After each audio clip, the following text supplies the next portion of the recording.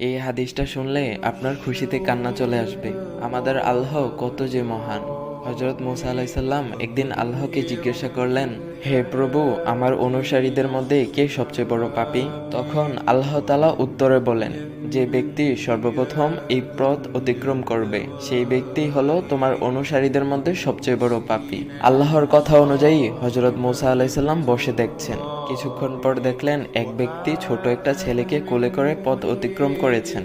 হযরত মুসা আলাইসাল্লাম বুঝে ফেললেন এই সেই বড় পাপী। হযরত মুসা আলাইসাল্লাম আল্লাহকে বললেন, হে প্রভু, এখন আমাকে সবচেয়ে নেকিওয়ালা মানুষটিকে দেখান।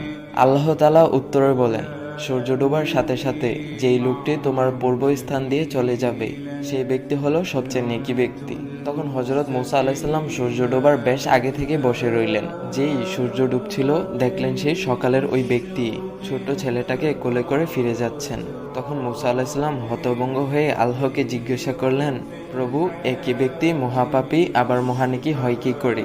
আল্লাহ বললেন, হে মুসা, সকালে যখন এই ব্যক্তিটি ছেলেটাকে সাথে নিয়ে তোমাকে অতিক্রম করে জঙ্গলে প্রবেশ করলো, তখন কোলের ছেলেটি বাবাকে প্রশ্ন করেছিল, বাবা, এই জঙ্গল কত বড়?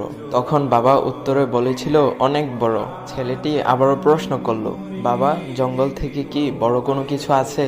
তখন বাবা বলেছিল, হ্যাঁ বাবা, এই পাহাড়গুলো জঙ্গল থেকেও অনেক বড়। ছেলেটা পুনরায় প্রশ্ন করলো, বাবা, পাহাড় থেকে কি বড় কোনো কিছু আছে? বাবা বলল, হ্যাঁ আছে, এই যে আকাশ। তখন ছেলেটা আবারও প্রশ্ন করলো, আকাশ থেকে কি বড় কোনো কিছু আছে? সেই ব্যক্তিটি বলল, হ্যাঁ, আমার পাপ এই আকাশ থেকেও বড়। ছেলে বাবার এই উত্তর শুনে বলল, বাবা, তোমার পাপ থেকেও কি বড় কোনো কিছু নেই? তখন বাবাটি চিৎকার দিয়ে ছেলেটিকে জড়িয়ে ধরে কাঁদতে কাঁদতে বলল, আমার পাপ থেকেও অনেক অনেক বড় আমার আল্লাহর রহমত। হে মুসা, এই ব্যক্তির পাপের অনুভূতি ও অনুশোচনা আমার এতই পছন্দ হয়েছে যে সবচেয়ে পাপী ব্যক্তিটাকেও সবচেয়ে নেকি ব্যক্তি বানিয়ে দিয়েছি।